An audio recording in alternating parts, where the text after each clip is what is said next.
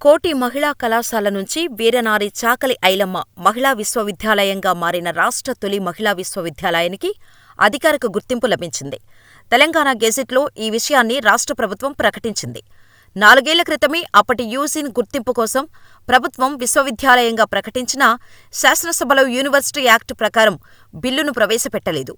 దీంతో యూజీసీ గుర్తింపు ఇప్పటికీ లభించలేదు. ఇంతేకాదు, 3 ఏళ్ల క్రితం డిగ్రీలో చేరిన విద్యార్థులకు మహిళా విశ్వవిద్యాలయం పేరుతో డిగ్రీలు ఇవ్వకపోతే వారికి భవిష్యత్తులో తీవ్ర ఇబ్బందులు ఎదురయ్యే అవకాశాలు ఉండగా గతేడాది అక్టోబర్లో ప్రభుత్వం స్పందించింది. తెలంగాణ మహిళా విశ్వవిద్యాలయం పేరును వీరనారి చాకలి ఐలమ్మ మహిళా విశ్వవిద్యాలయంగా మార్చింది.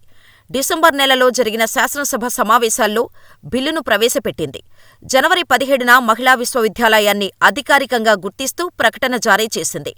వీరనారి చాకలి ఐలమ్మ మహిళా విశ్వవిద్యాలయాన్ని ప్రభుత్వం గెజిట్లో ప్రచురించినందున విశ్వవిద్యాలయ గుర్తింపు కోసం యూనివర్సిటీ శనివారం ఆన్లైన్లో గ్రాంట్స్ కమిషన్కు దరఖాస్తు చేయనున్నామని ధనుంజయ్ తెలిపారు. శనివారం ఛార్జ్ వీసీ ప్రొఫెసర్ సూర్య 10 రోజుల్లో గుర్తింపు లభించకపోతే ఢిల్లీకి వెళ్లి గుర్తింపు పత్రం పొందేందుకు అవసరమైన చర్యలు చేపట్టనున్నామని వివరించారు.